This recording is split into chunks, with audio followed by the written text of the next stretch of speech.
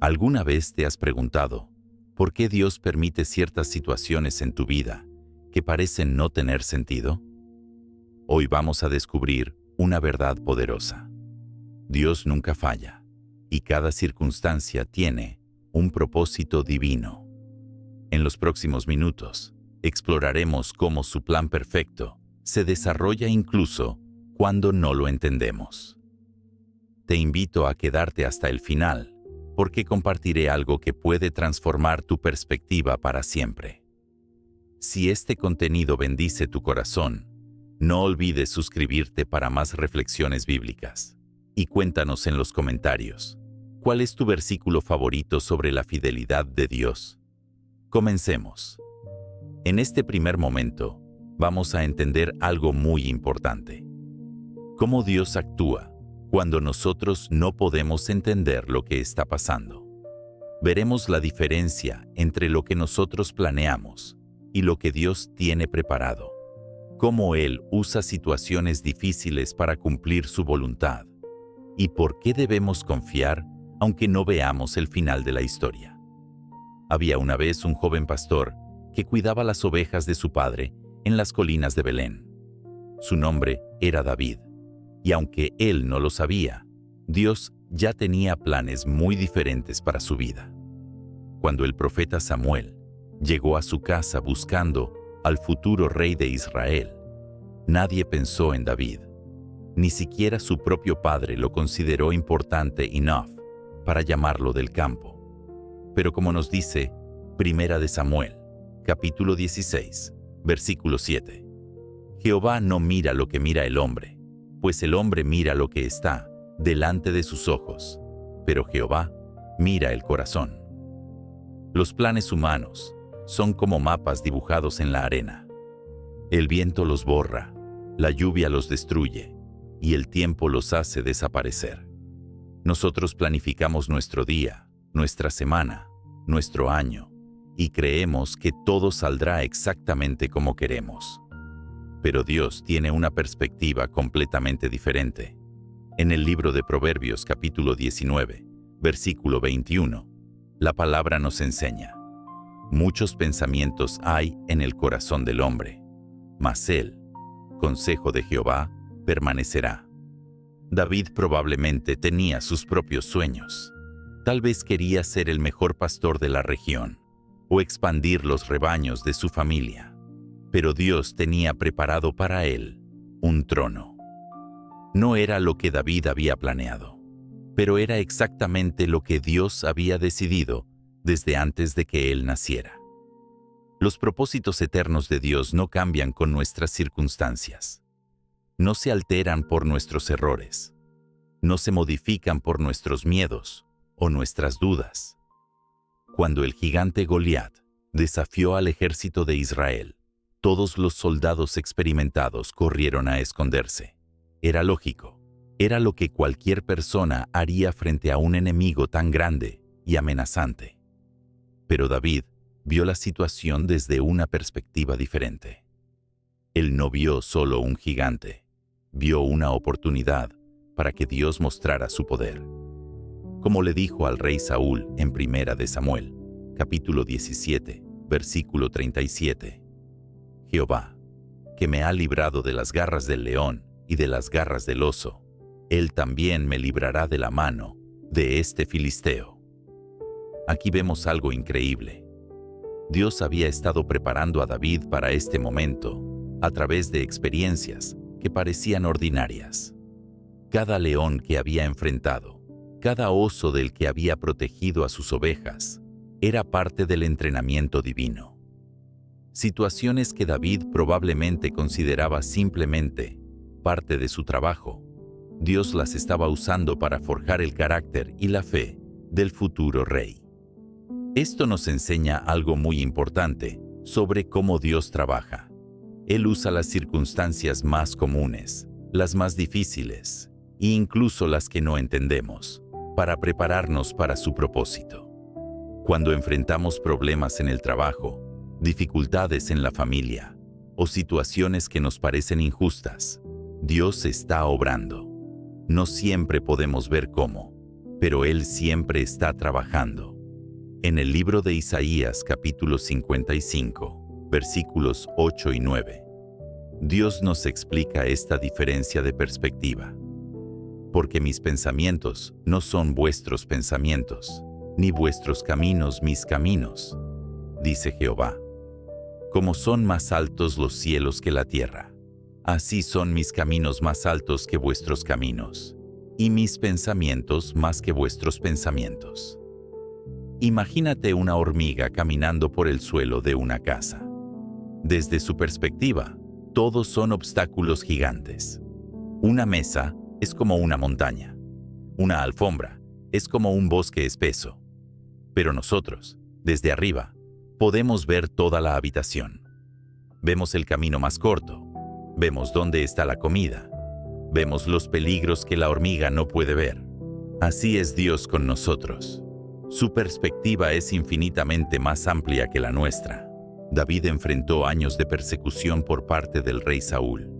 Tuvo que huir, esconderse en cuevas, vivir como un fugitivo. Desde una perspectiva humana, parecía que Dios se había olvidado de su promesa. El joven que había sido ungido como rey, ahora vivía como un criminal. Pero cada día de esa persecución estaba formando en David las cualidades que necesitaría como rey. La paciencia, la dependencia de Dios, la compasión por los oprimidos, la sabiduría para liderar. Cuando finalmente llegó al trono, David no era el mismo joven pastor que había sido ungido años atrás. Era un hombre maduro, probado, forjado por las circunstancias que había enfrentado. Cada dificultad había servido para el propósito eterno de Dios. Como él mismo escribió en el Salmo 23, versículo 4, «Aunque ande en valle de sombra de muerte, no temeré mal alguno, porque tú estarás conmigo. Tu vara y tu cayado me infundirán aliento». Pero David no era el único que no podía ver el panorama completo. Incluso los que estaban cerca de él se confundían. Cuando Samuel llegó a ungirlo, sus hermanos mayores parecían opciones más obvias. Eran más altos, más fuertes, más experimentados. Pero Dios había elegido al menor, al que parecía menos importante.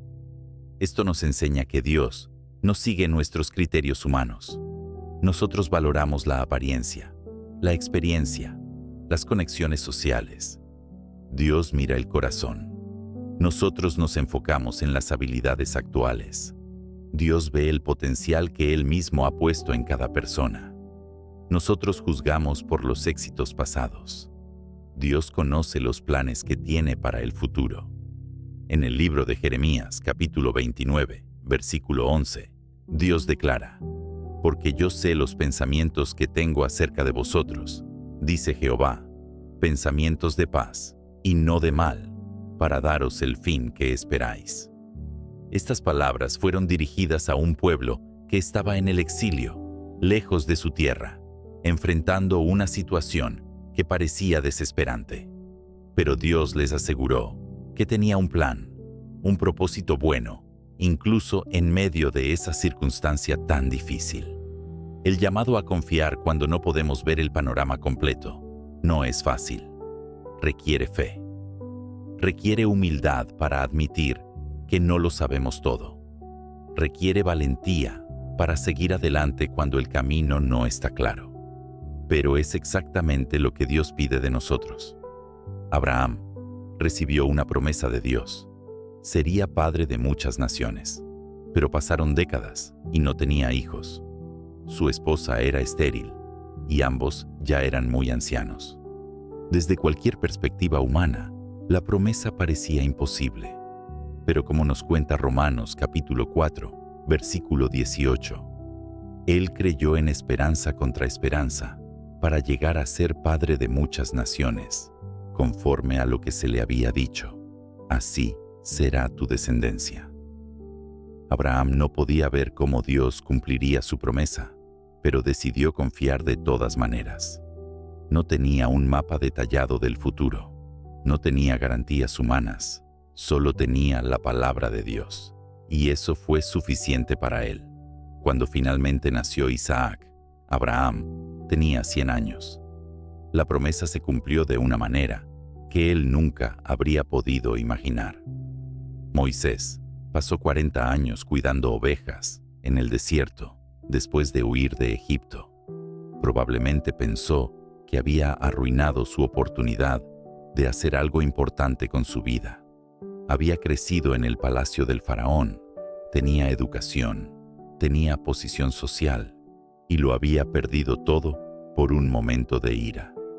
Pero Dios estaba usando esos años, aparentemente perdidos, para prepararlo para la tarea más importante de su vida: liberar a su pueblo de la esclavitud. Cuando Dios se le apareció en la zarza ardiente, como relata Éxodo capítulo 3, versículo 10, le dijo: «Ven, por tanto, ahora, y te enviaré a Faraón, para que saques de Egipto a mi pueblo, los hijos de Israel».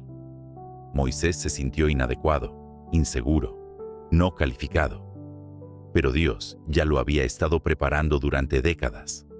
Los años en el palacio le habían enseñado sobre el poder político de Egipto. Los años en el desierto le habían enseñado sobre supervivencia y liderazgo. Todo había sido parte del plan divino. La fe no es creer a pesar de la evidencia. La fe es confiar en Dios a pesar de no poder ver toda la evidencia. Es reconocer que hay un Dios que ve lo que nosotros no podemos ver, que sabe lo que nosotros no podemos saber y que tiene poder para hacer lo que nosotros no podemos hacer. En el libro de Proverbios capítulo 3, versículos 5 y 6, encontramos una instrucción clara. Fíate de Jehová de todo tu corazón y no te apoyes en tu propia prudencia. Reconócelo en todos tus caminos y Él enderezará tus veredas. No dice que entenderemos todo. No promete que veremos el final desde el principio. Pero sí asegura que si confiamos en Dios, Él dirigirá nuestros pasos. Esta confianza no es ciega. Está basada en el carácter de Dios, en su fidelidad demostrada a lo largo de la historia, en sus promesas registradas en su palabra. Cuando miramos cómo Dios ha trabajado en las vidas de personas, como David, Abraham y Moisés, vemos un patrón. Dios siempre cumple sus propósitos, aunque de maneras que nosotros no esperamos. Hay momentos en la vida cuando todo parece estar fuera de control, cuando los planes que teníamos se desmoronan, cuando las puertas que esperábamos que se abrieran permanecen cerradas, cuando las personas en las que confiábamos nos fallan. En esos momentos, necesitamos recordar que Dios sigue siendo soberano. Sus planes no dependen de nuestras circunstancias. Su poder no se limita por nuestras limitaciones. El apóstol Pablo entendía esto muy bien. En su segunda carta a los Corintios, capítulo 12, versículos 9 y 10, nos cuenta algo muy personal. Y me ha dicho: «Bástate mi gracia, porque mi poder se perfecciona en la debilidad. Por tanto, de buena gana, me gloriaré más bien en mis debilidades, para que repose sobre mí el poder de Cristo. Por lo cual, por amor a Cristo, me gozo en las debilidades, en afrentas, en necesidades, en persecuciones, en angustias, porque cuando soy débil, entonces soy fuerte». Pablo había aprendido que Dios usa incluso nuestras debilidades y limitaciones para cumplir sus propósitos. Lo que nosotros vemos como obstáculos, Dios lo puede usar como oportunidades. Lo que consideramos fracasos, Dios lo puede transformar en victorias. Lo que experimentamos como finales, Dios lo puede convertir en nuevos comienzos. La soberanía de Dios no significa que Él causa todo lo que sucede, pero sí significa que Él tiene poder para usar todo lo que sucede para sus propósitos buenos. En un mundo lleno de incertidumbre, donde las noticias cambian cada día y los problemas parecen multiplicarse, podemos tener paz, sabiendo que hay un Dios que no está sorprendido por nada, que no está preocupado por nada y que no está limitado por nada. Ahora vamos a ver 3 historias reales de la Biblia que nos muestran cómo Dios cumple sus planes de maneras increíbles.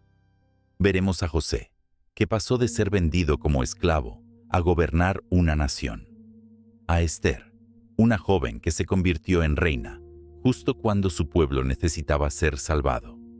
Y a Ruth, una extranjera pobre que terminó siendo parte de la familia del Mesías. En una familia que vivía en Canaán, había un joven llamado José. Era el favorito de su padre Jacob, y esto causaba mucha envidia entre sus hermanos.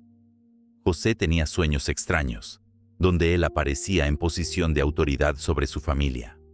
Cuando les contaba estos sueños, sus hermanos se enojaban aún más. Un día, como nos relata Génesis capítulo 37, versículo 4. Y viendo sus hermanos que su padre lo amaba más que a todos sus hermanos, le aborrecían y no podían hablarle pacíficamente. La situación se volvió tan tensa que sus hermanos decidieron hacer algo terrible. Cuando José fue a buscarlos al campo, lo agarraron y decidieron matarlo. Pero Rubén, el hermano mayor, los convenció de no asesinarlo. En lugar de eso, lo echaron en un pozo profundo. Mientras José gritaba desde el fondo del pozo pidiendo ayuda, sus hermanos se sentaron a comer como si nada hubiera pasado. Entonces apareció una caravana de mercaderes que iba hacia Egipto. Judá tuvo una idea que pensó que era mejor: vender a José como esclavo. Como dice Génesis capítulo 37, versículo 28. Y cuando pasaban los madianitas mercaderes, sacaron ellos a José de la cisterna, y le trajeron arriba, y le vendieron a los ismaelitas por 20 piezas de plata, y llevaron a José a Egipto. José se encontró en un país extraño, sin familia, sin dinero, sin libertad. Todo lo que conocía había quedado atrás. Cualquiera habría pensado que su vida había terminado. Pero Dios tenía otros planes. José fue comprado por un oficial egipcio llamado Potifar, y allí comenzó a demostrar algo especial. Como nos cuenta Génesis capítulo 39, versículo 2. Mas Jehová estaba con José, y fue varón próspero, y estaba en casa de su señor, el egipcio. José trabajaba con tanta dedicación y sabiduría que Potifar se dio cuenta de que todo lo que José tocaba prosperaba. Le dio más y más responsabilidades, hasta que José terminó administrando toda la casa. Pero entonces sucedió algo que parecía arruinar todo otra vez. La esposa de Potifar trató de seducir a José, y cuando él se negó, ella lo acusó falsamente de intentar atacarla. José fue enviado a la cárcel, acusado de un crimen que no había cometido. Nuevamente, parecía que todo estaba perdido. Pero incluso en la prisión, José siguió siendo fiel a Dios. Como dice Génesis capítulo 39, versículo 21. Pero Jehová estaba con José y le extendió su misericordia y le dio gracia en los ojos del jefe de la cárcel. En la cárcel, José interpretó los sueños de 2 prisioneros, el copero y el panadero del faraón. Sus interpretaciones fueron exactas. El copero fue restaurado a su posición, tal como José había predicho. José le pidió que se acordara de él cuando saliera, pero el copero se olvidó completamente de José durante 2 años enteros. 2 años después, el faraón de Egipto tuvo unos sueños muy perturbadores que nadie podía interpretar. Entonces el copero finalmente se acordó de José, como relata Génesis capítulo 41, versículo 15. Y dijo Faraón a José: Yo he tenido un sueño, y no hay quien lo interprete. Mas he oído decir de ti, que oyes sueños para interpretarlos. José interpretó los sueños del faraón. Vendrían 7 años de abundancia, seguidos de 7 años de hambre terrible. Pero no solo interpretó los sueños, sino que también propuso un plan para prepararse para la crisis. El faraón quedó tan impresionado que decidió poner a José a cargo de todo Egipto. En un solo día, José pasó de ser un prisionero a ser el segundo hombre más poderoso de la nación. Como dice Génesis capítulo 41, versículos 40 y 41, Tú estarás sobre mi casa, y por tu palabra se gobernará todo mi pueblo. Solamente en el trono seré yo mayor que tú. Dijo además Faraón a José, He aquí, yo te he puesto sobre toda la tierra de Egipto. Durante los 7 años de abundancia, José organizó la recolección y almacenamiento de enormes cantidades de grano. Cuando llegaron los años de hambre, Egipto tenía suficiente comida no solo para su pueblo, sino para vender a otras naciones. Entre los que vinieron a comprar grano estaban los hermanos de José, los mismos que lo habían vendido como esclavo años atrás. Cuando finalmente José se reveló a sus hermanos, les explicó algo increíble. En Génesis capítulo 45, versículo 5, les dijo, Ahora pues, no os entristezcáis, ni os pese de haberme vendido acá, porque para preservación de vida me envió Dios delante de vosotros. Lo que ellos habían hecho con mala intención, Dios lo había usado para salvar miles de vidas, incluyendo las de su propia familia. La historia de José nos muestra algo asombroso sobre cómo trabaja Dios. Cada traición, cada injusticia, cada momento difícil había sido parte de un plan más grande. La envidia de sus hermanos lo llevó a Egipto. La falsa acusación lo llevó a la cárcel. La cárcel lo conectó con el copero. El copero lo llevó ante el faraón. Y todo esto lo posicionó exactamente donde necesitaba estar, para salvar a su familia y a muchas naciones del hambre. Ahora vamos a otra historia, esta vez en el reino de Persia. Había una joven judía llamada Esther, que vivía con su primo Mardoqueo. Cuando el rey Asuero buscaba una nueva reina, Esther fue llevada al palacio, junto con muchas otras jóvenes. Era hermosa, pero más importante aún, tenía un carácter especial que conquistó el corazón del rey.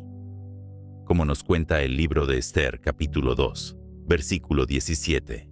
Y el rey amó a Esther más que a todas las otras mujeres, y halló ella gracia y benevolencia delante de él, más que todas las demás vírgenes, y puso la corona real en su cabeza, y la hizo reina en lugar de Vasti. Esther se convirtió en reina, pero mantuvo en secreto su origen judío, siguiendo el consejo de Mardoqueo.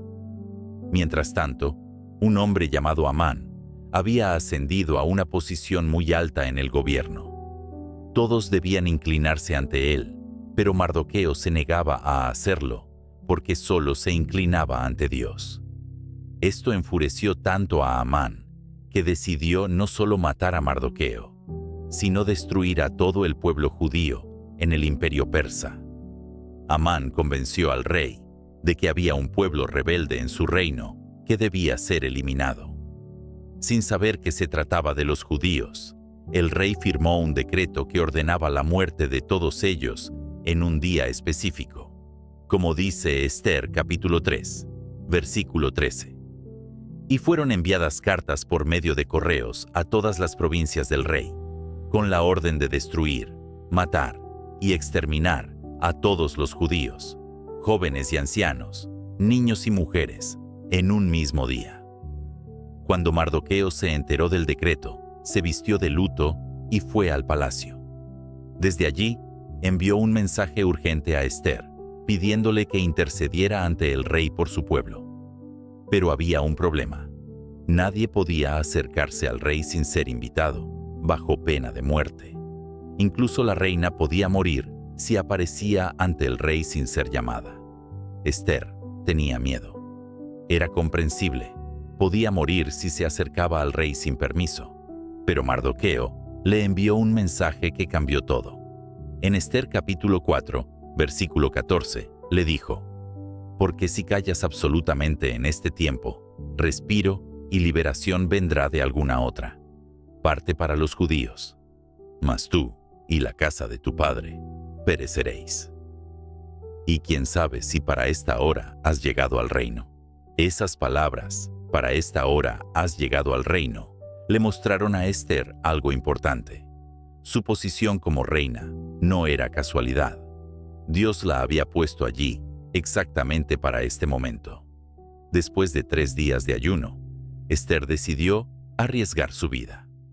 Se puso sus ropas reales y se presentó ante el rey sin ser invitada.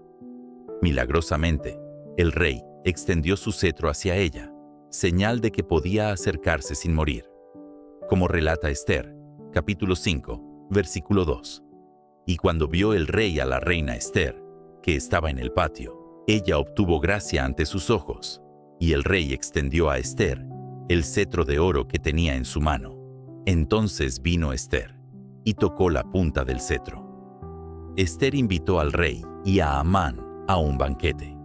Durante el segundo banquete, finalmente, reveló quién era y le suplicó al rey que salvara a su pueblo. El rey se enfureció cuando se enteró de que Amán había planeado matar a la reina y a su pueblo. Amán fue ejecutado en la misma horca que había preparado para Mardoqueo. El rey no podía cancelar el decreto original, pero emitió otro que permitía a los judíos defenderse. El día que iba a ser de destrucción se convirtió en día de victoria. Como dice Esther capítulo 9, versículo 1. En el mes 12º, que es el mes de Adar, a los 13 días del mismo mes, cuando debía ser ejecutado el mandamiento del rey y su decreto, el mismo día en que los enemigos de los judíos esperaban enseñorearse de ellos, sucedió lo contrario, porque los judíos se enseñorearon de los que los aborrecían. La historia de Esther nos muestra cómo Dios coloca a las personas exactamente donde necesitan estar en el momento preciso. Esther no buscó ser reina. No sabía que su pueblo estaría en peligro.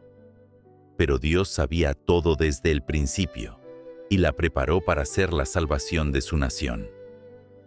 Nuestra tercera historia nos lleva a los tiempos de los jueces en Israel. Había una terrible hambre en la tierra, y una familia de Belén decidió irse a vivir a Moab, un país extranjero.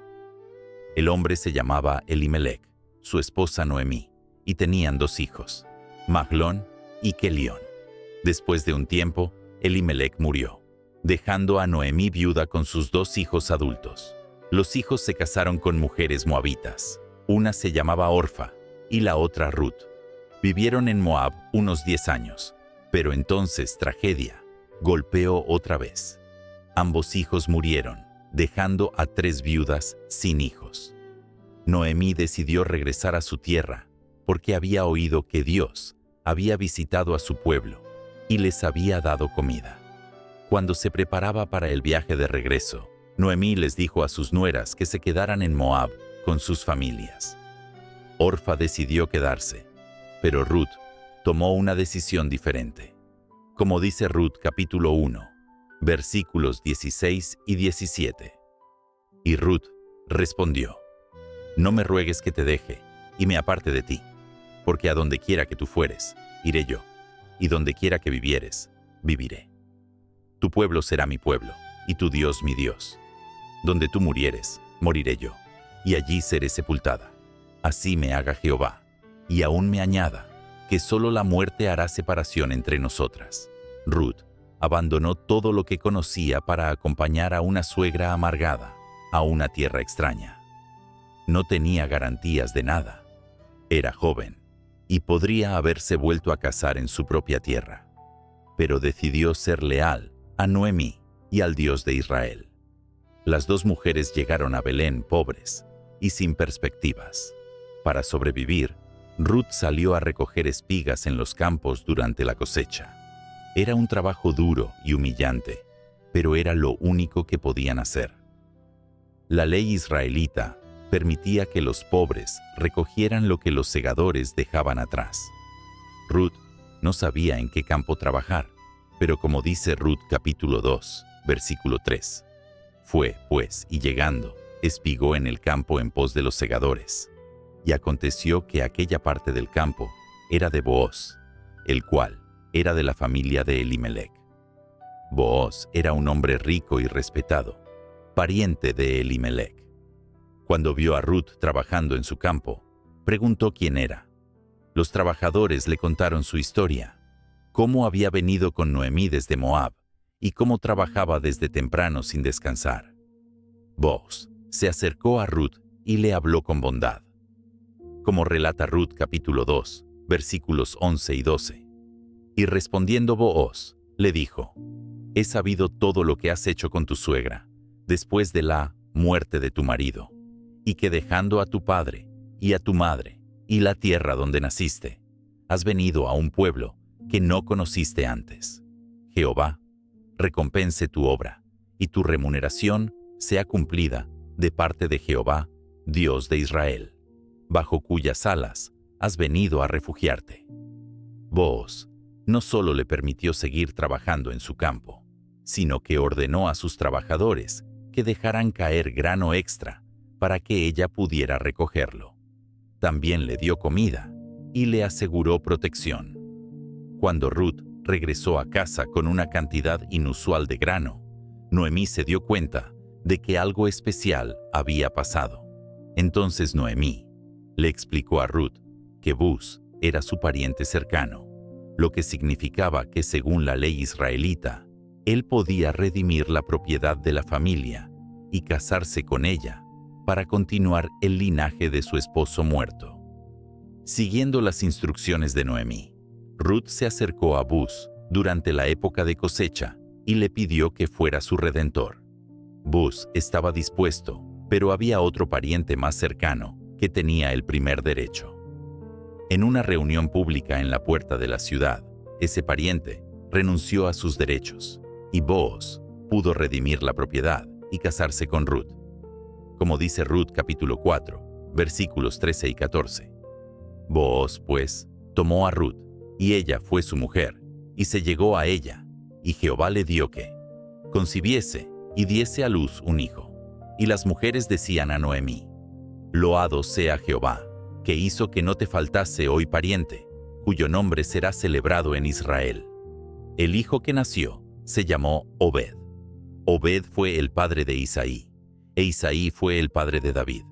Esto significa que Ruth, la extranjera moabita, que había llegado pobre y sin esperanza a Israel, se convirtió en la bisabuela del rey David.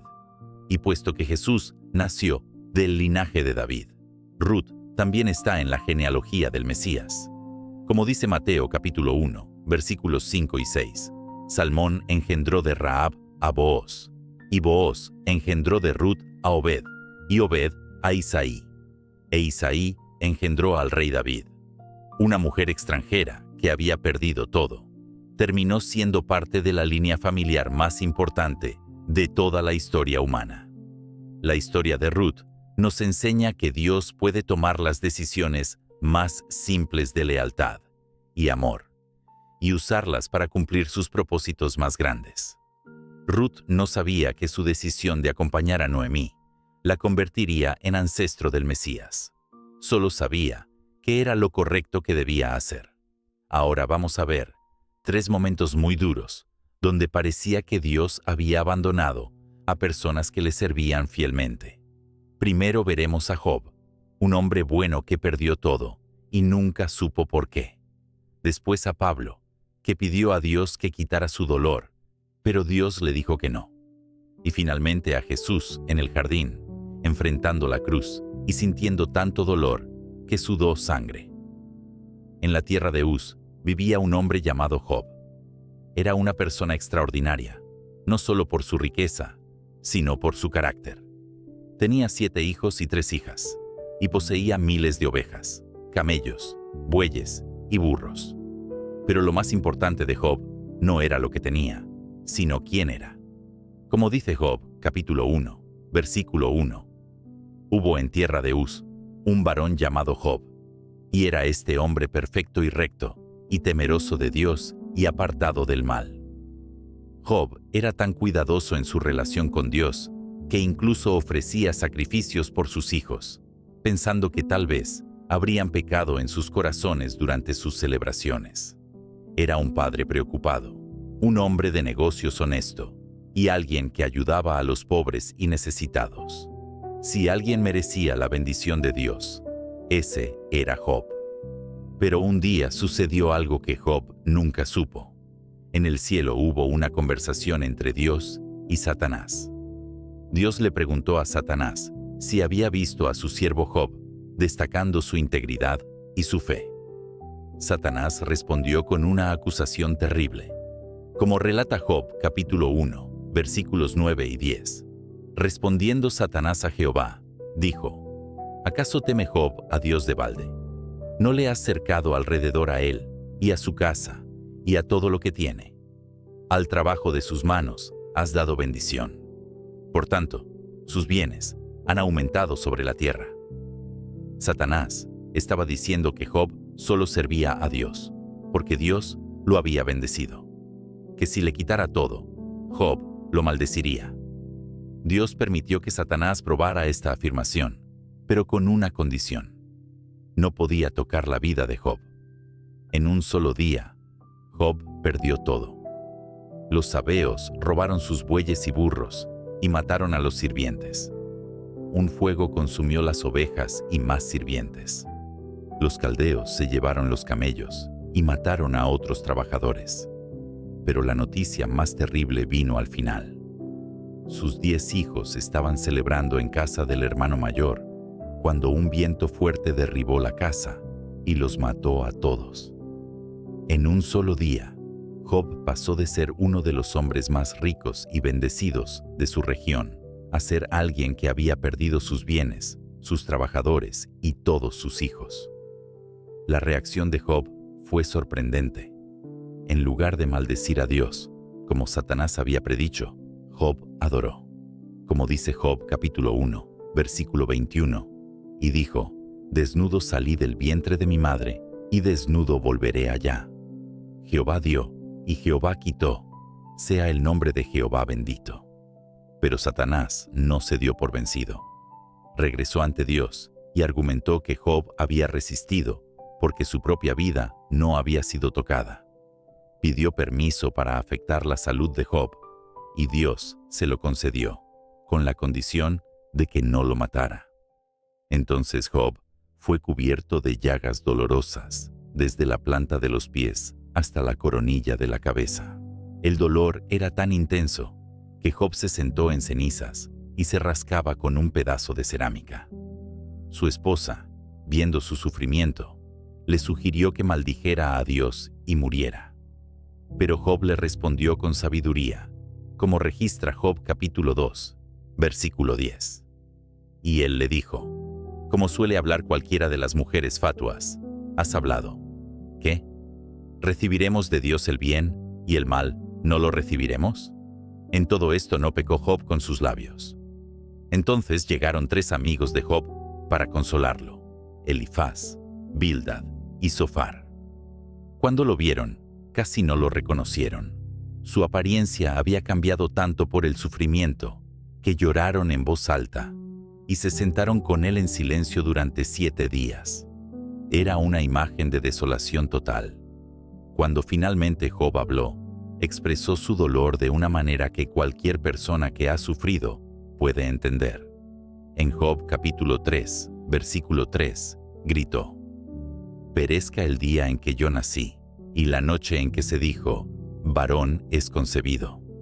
Job llegó al punto donde deseaba no haber nacido nunca. No maldijo a Dios, pero sí maldijo el día de su nacimiento. Los amigos de Job comenzaron a hablar, pero en lugar de consolarlo, lo acusaron. Estaban convencidos de que Job debía haber pecado para estar sufriendo tanto. Su lógica era simple: Dios bendice a los buenos y castiga a los malos. Por lo tanto, si Job estaba sufriendo, debía ser culpable de algo. Pero ellos estaban equivocados. Job defendió su inocencia una y otra vez. Sabía que no había hecho nada para merecer lo que le estaba pasando. En Job capítulo 13, versículo 15, expresó una fe extraordinaria. He aquí, Aunque él me matare, en él esperaré. No obstante, defenderé delante de él mis caminos. Incluso sin entender por qué estaba sufriendo, Job mantuvo su fe en Dios. Durante todo el libro de Job, él hace preguntas, se queja, expresa su dolor, pero nunca abandona su fe. No entiende lo que está pasando. No conoce la conversación que hubo en el cielo. No sabe que su sufrimiento es una prueba. Simplemente sufre y confía al mismo tiempo. Al final, Dios le habló a Job desde un torbellino. No le explicó por qué había sufrido, sino que le mostró su poder y su sabiduría infinitos. Como dice Job capítulo 38, versículo 4. ¿Dónde estabas tú cuando yo fundaba la tierra? Házmelo saber, si tienes inteligencia. Dios le mostró a Job que hay cosas que están más allá de la comprensión humana. Job entendió el mensaje. Reconoció que había hablado de cosas que no entendía completamente. En Job, capítulo 42, versículo 3, respondió: ¿Quién es el que oscurece el consejo sin entendimiento? Por tanto, yo hablaba lo que no entendía, cosas demasiado maravillosas para mí que yo no comprendía. Al final, Dios restauró a Job, dándole el doble de lo que había perdido. Ahora pasamos a la historia de Pablo, un hombre que había entregado todo por seguir a Cristo. Había sido perseguidor de cristianos, pero después de encontrarse con Jesús en el camino a Damasco, se convirtió en el misionero más dedicado de la iglesia primitiva. Había plantado iglesias, escrito cartas inspiradas y sufrido persecución por predicar el Evangelio. Pablo había recibido revelaciones extraordinarias de Dios. Había sido llevado al tercer cielo y había visto cosas que no podía describir con palabras humanas. Pero junto con estas experiencias increíbles, Dios permitió algo que Pablo no esperaba. Como cuenta en 2 de Corintios capítulo 12, versículo 7. Y para que la grandeza de las revelaciones no me exaltase desmedidamente, me fue dado un aguijón en mi carne, un mensajero de Satanás, que me abofetee, para que no me enaltezca sobremanera. Pablo no especifica exactamente qué era este aguijón en la carne, pero sabemos que era algo físico que le causaba dolor o dificultad constante. Algunos piensan que era una enfermedad en los ojos. Otros creen que era epilepsia o malaria. Lo importante no es qué era exactamente, sino cómo Pablo respondió a ello.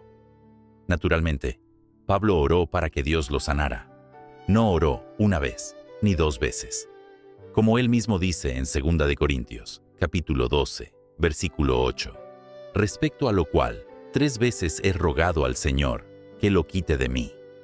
Pablo le pidió a Dios 3 veces que quitara este sufrimiento de su vida. Era una petición completamente lógica y legítima, pero la respuesta de Dios no fue la que Pablo esperaba. Dios no le quitó el aguijón. En lugar de eso, le explicó por qué era necesario que permaneciera. Como relata 2 de Corintios, capítulo 12, versículo 9. Y me ha dicho: bástate mi gracia, porque mi poder se perfecciona en la debilidad. Dios le estaba enseñando a Pablo algo profundo sobre su poder, que su fuerza se muestra más claramente cuando nosotros somos débiles, que su gracia es suficiente incluso en medio del dolor. Pablo aceptó esta respuesta y cambió completamente su perspectiva sobre su sufrimiento. En lugar de seguir pidiendo sanidad, Pablo abrazó su debilidad. Como continúa diciendo en 2 de Corintios capítulo 12, versículo 10. Por lo cual, por amor a Cristo me gozo en las debilidades, en afrentas, en necesidades, en persecuciones, en angustias, porque cuando soy débil, entonces soy fuerte. Pablo entendió que Dios tenía un propósito en permitir su sufrimiento. No era castigo por pecado, como pensaban los amigos de Job. Era una herramienta para mantenerlo humilde y para mostrar el poder de Dios a través de él. sus debilidades se convirtieron en una plataforma para que la gracia de Dios brillara más intensamente. Además del aguijón en la carne, Pablo enfrentó prisiones que parecían detener su ministerio. Cuando estaba en Roma bajo arresto domiciliario, podría haber pensado que su trabajo había terminado, pero Dios usó incluso esas cadenas para expandir el Evangelio. Como escribió en Filipenses capítulo 1, versículo 12. Quiero que sepáis, hermanos, que las cosas que me han sucedido han redundado más bien para el progreso del Evangelio. Desde la prisión, Pablo escribió algunas de sus cartas más importantes. Su arresto le dio la oportunidad de predicar a los guardias romanos y a otros que nunca habría alcanzado de otra manera. Lo que parecía ser el fin de su ministerio se convirtió en una nueva forma de servir a Dios. Pablo aprendió a ver sus sufrimientos como parte del plan de Dios, no como interrupciones a él. En Colosenses capítulo 1, versículo 24, escribió: Ahora me gozo en lo que padezco por vosotros, y cumplo en mi carne lo que falta de las aflicciones de Cristo por su cuerpo, que es la Iglesia. Entendía que sus sufrimientos tenían propósito en el plan mayor de Dios, pero la historia más poderosa de sufrimiento que no parecía tener sentido es la de Jesús en el jardín de Getsemaní. Jesús sabía lo que le esperaba. Había hablado a sus discípulos sobre su muerte varias veces. Sabía que sería traicionado, arrestado, torturado y crucificado. Y sabía que en la cruz cargaría con los pecados de toda la humanidad. La noche antes de su crucifixión, Jesús fue al jardín de Getsemaní con sus discípulos más cercanos, Pedro, Santiago y Juan. Allí, algo extraordinario sucedió. El Hijo de Dios, quien había calmado tormentas y resucitado muertos, comenzó a experimentar una angustia tan profunda que era casi insoportable. Como describe Marcos capítulo 14, versículo 33. Y tomó consigo a Pedro, a Jacobo y a Juan, y comenzó a entristecerse y a angustiarse. La palabra griega que se traduce como angustiarse es tan fuerte que implica estar completamente abrumado por la tristeza y el terror. Jesús les dijo a sus 3 discípulos algo que revela la profundidad de su dolor.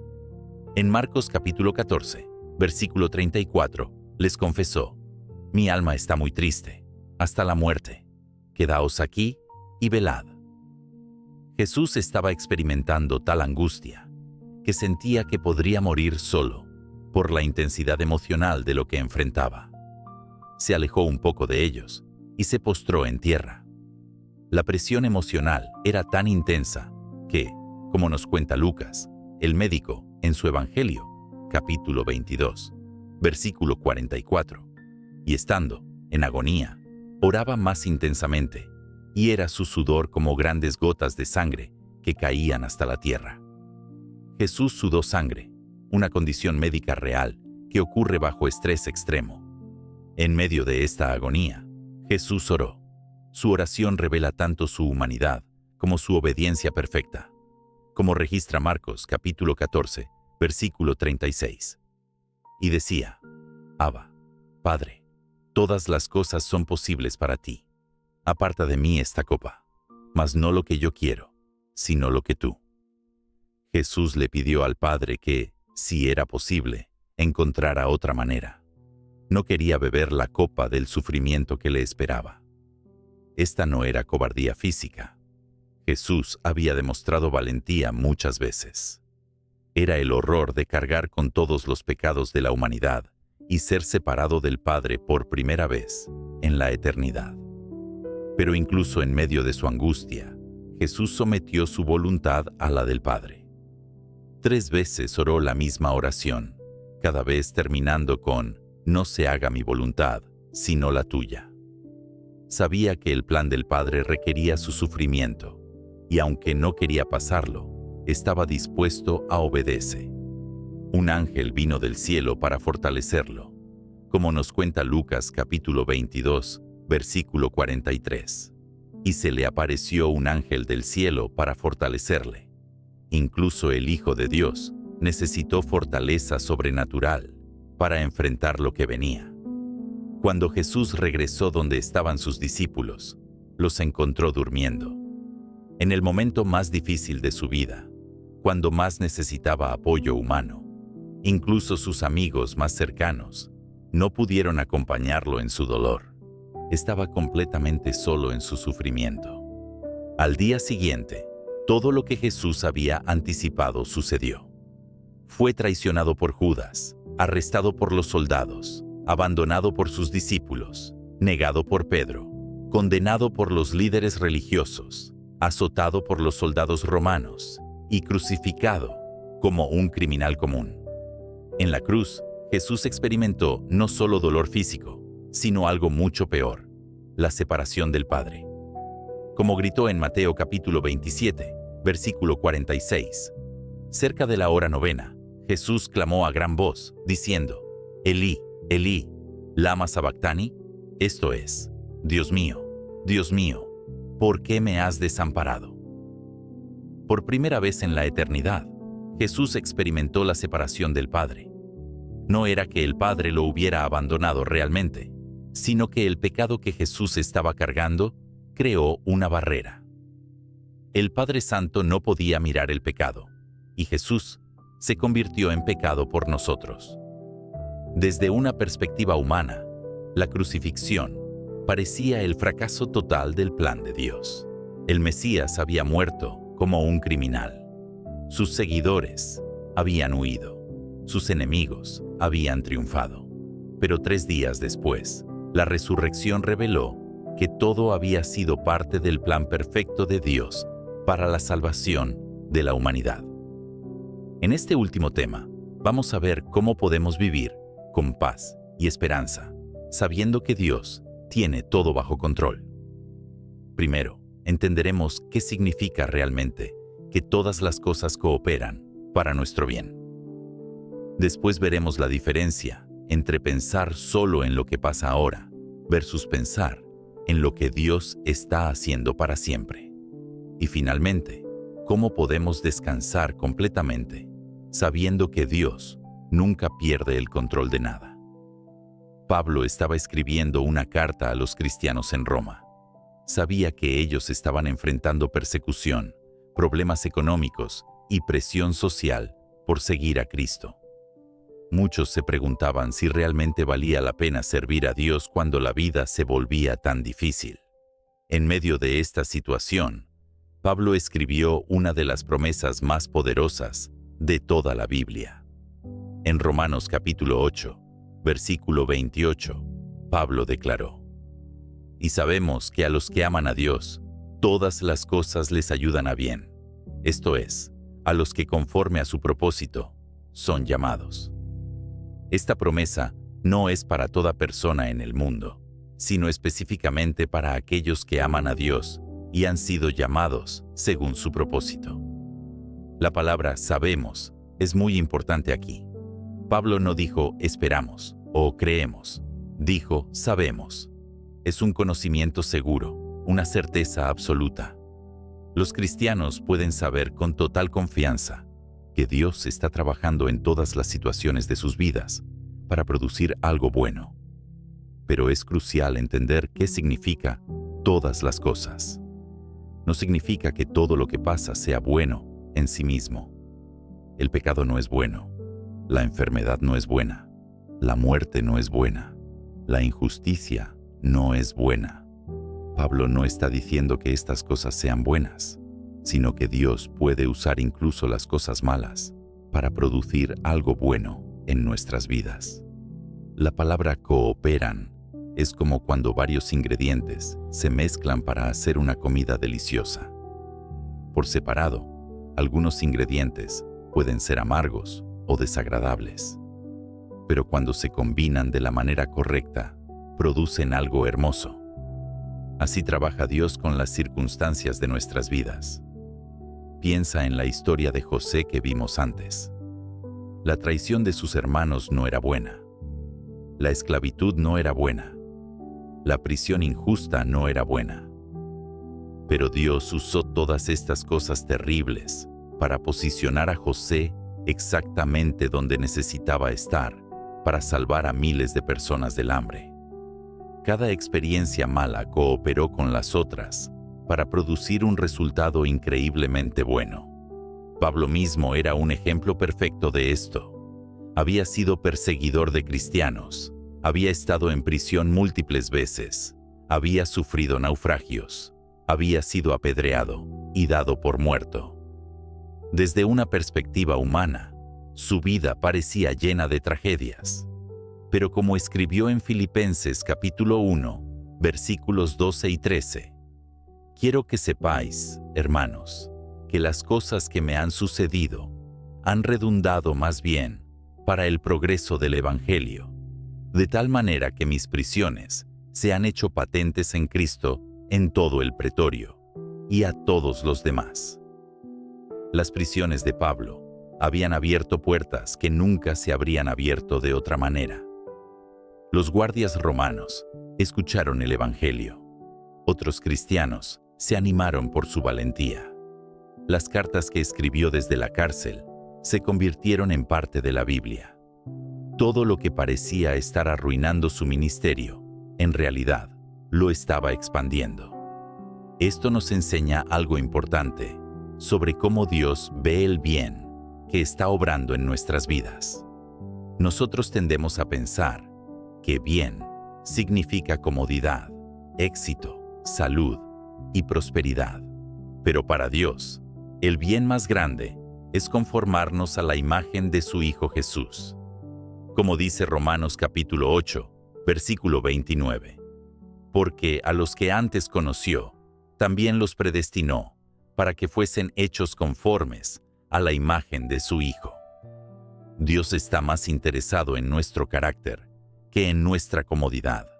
Está más preocupado por nuestra santidad que por nuestra felicidad temporal.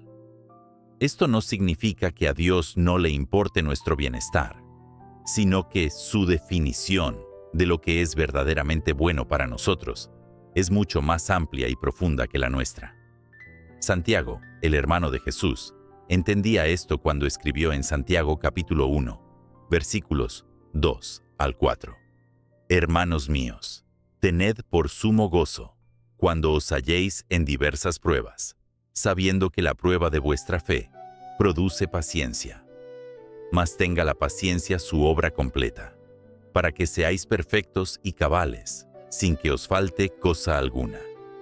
Las pruebas no son algo que debemos soportar a regañadientes.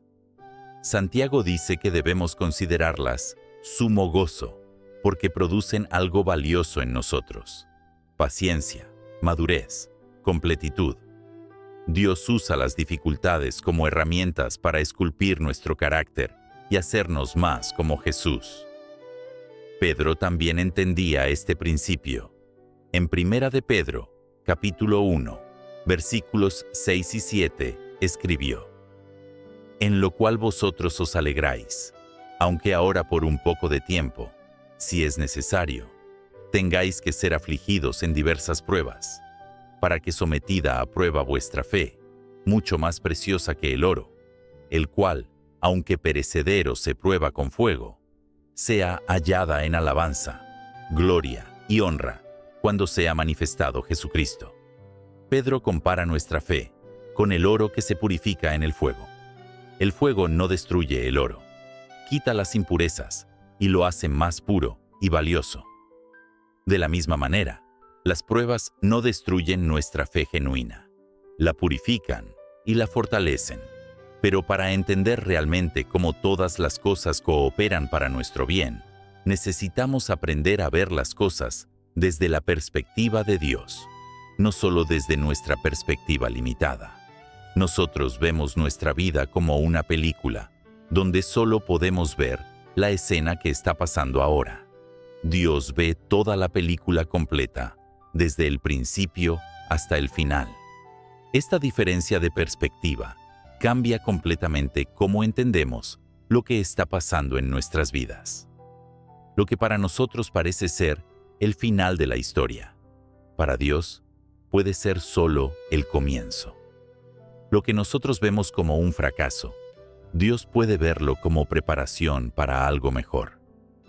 En 2 de Corintios capítulo 4, versículo 18, Pablo explicó esta diferencia. No mirando nosotros las cosas que se ven, sino las que no se ven. Pues las cosas que se ven son temporales, pero las que no se ven son eternas. Pablo había aprendido a enfocar su atención no en las circunstancias temporales que podía ver, sino en las realidades eternas que solo la fe puede percibir. Cuando tomamos decisiones basadas solo en lo que podemos ver ahora, a menudo tomamos decisiones equivocadas. Es como tratar de armar un rompecabezas viendo solo una pieza. Esa pieza puede parecer fea o sin sentido por sí sola, pero cuando se coloca en el lugar correcto del rompecabezas completo, tiene perfecto sentido. Abraham enfrentó esta tensión cuando Dios le pidió que sacrificara a Isaac. Desde una perspectiva temporal, esta petición no tenía sentido. Isaac era el hijo de la promesa, el heredero a través del cual Dios había prometido bendecir a todas las naciones. Matarlo parecía contradecir todo lo que Dios había prometido. Pero Abraham había aprendido a confiar en la perspectiva eterna de Dios. Como dice Hebreos capítulo 11, versículo 17 al 19. Por la fe, Abraham, cuando fue probado, ofreció a Isaac, y el que había recibido las promesas, ofrecía su unigénito, habiendo pensado que Dios es poderoso para levantar, aún de entre los muertos, de donde, en sentido figurado, también le volvió a recibir. Abraham razonó que si Dios había prometido que a través de Isaac vendrían muchas naciones, entonces Dios tendría que resucitarlo de los muertos si era necesario para cumplir su promesa. Abraham vio más allá de la situación temporal y confió en los propósitos eternos de Dios. Esta perspectiva eterna cambia cómo vemos nuestros trabajos, nuestras relaciones, nuestros ministerios y nuestros problemas.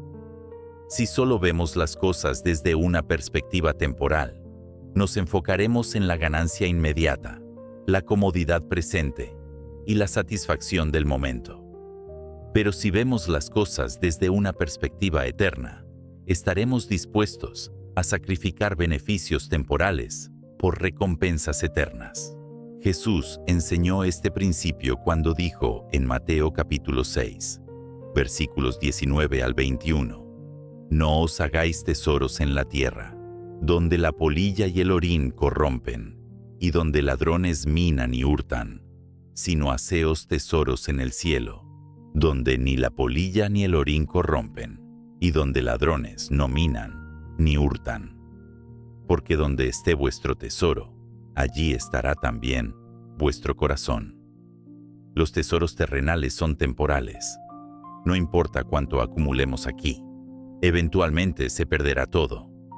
Pero los tesoros celestiales son eternos.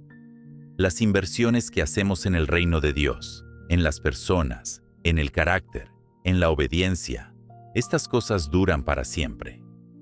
Moisés entendía esta diferencia de perspectiva. Como príncipe en Egipto, tenía acceso a todas las riquezas y placeres del mundo.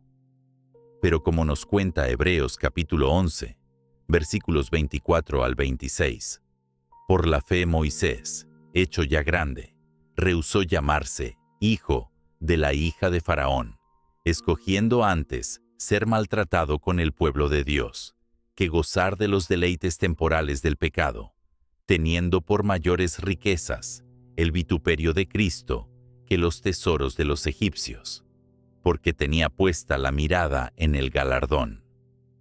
Moisés eligió la perspectiva eterna sobre la temporal.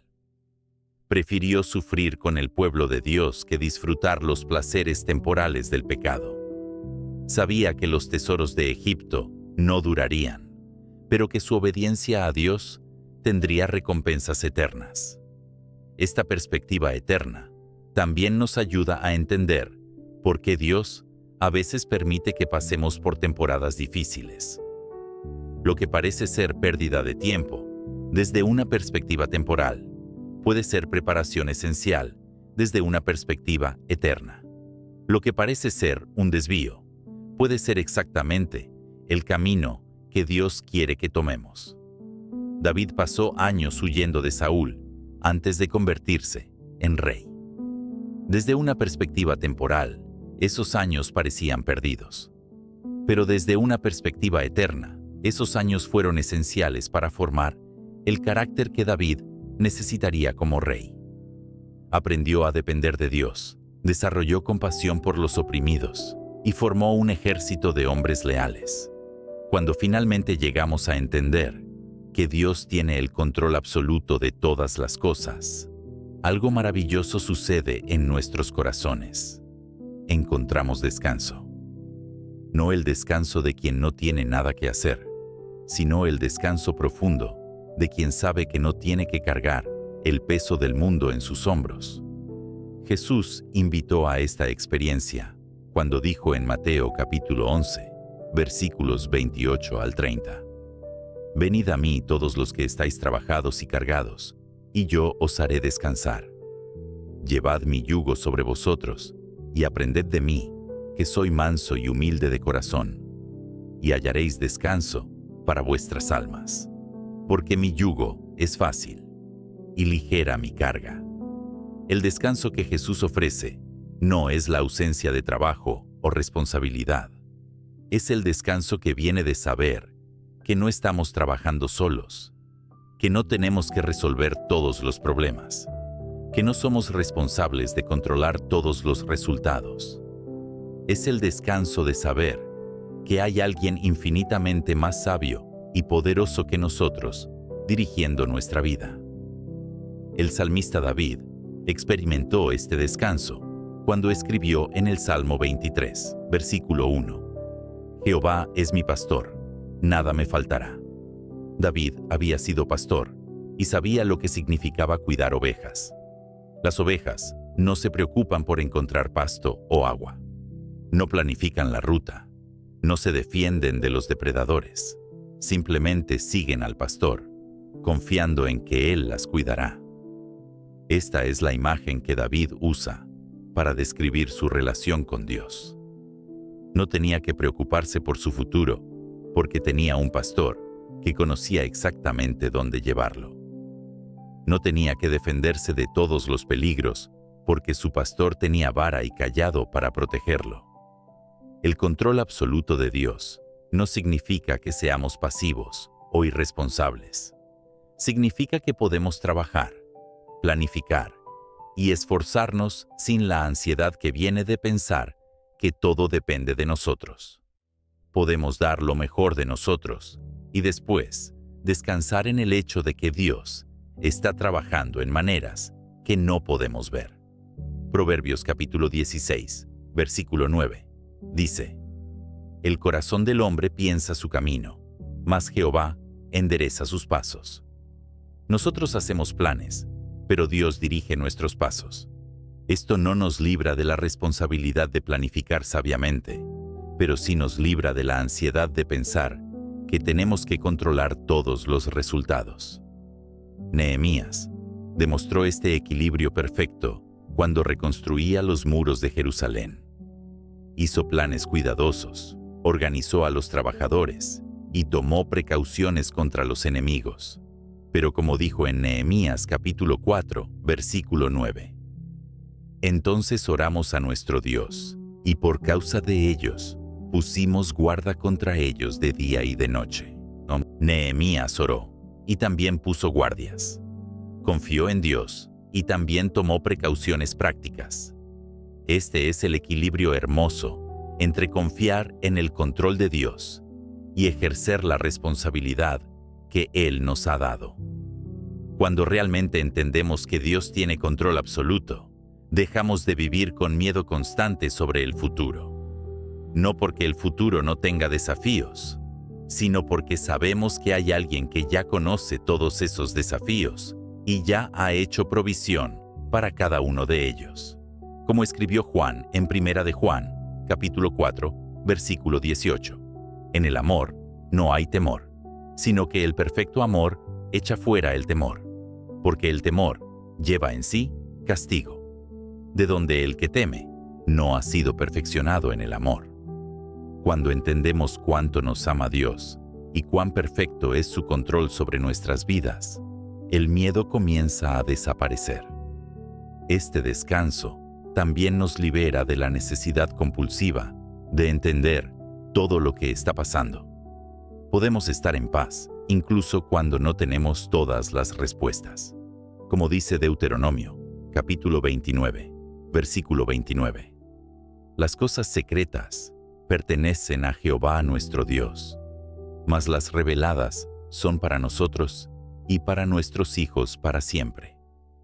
Hay cosas que Dios ha elegido no revelarnos, y está bien. No necesitamos saber todos los detalles de su plan para confiar en su sabiduría. Es suficiente saber que Él sabe, que Él ve y que Él está trabajando todas las cosas para nuestro bien. Hemos visto que Dios nunca falla. Su plan siempre tiene propósito, aunque nosotros no lo entendamos en el momento. Desde José en Egipto hasta Jesús en la cruz, cada historia nos muestra la misma verdad. Dios está trabajando, incluso cuando no podemos verlo. Tu vida no es diferente. Las situaciones que estás viviendo ahora, los desafíos que enfrentas, las preguntas que tienes, todo está en las manos de un Dios que te ama y que nunca comete errores. Él está escribiendo una historia hermosa con tu vida, y aunque solo puedas ver un capítulo a la vez, puedes confiar en que el final será perfecto. Si este mensaje tocó tu corazón, no olvides suscribirte al canal para más reflexiones bíblicas que fortalezcan tu fe. Y comparte este video con alguien que necesite recordar que Dios tiene el control de todo. Hasta la próxima. Que Dios te bendiga.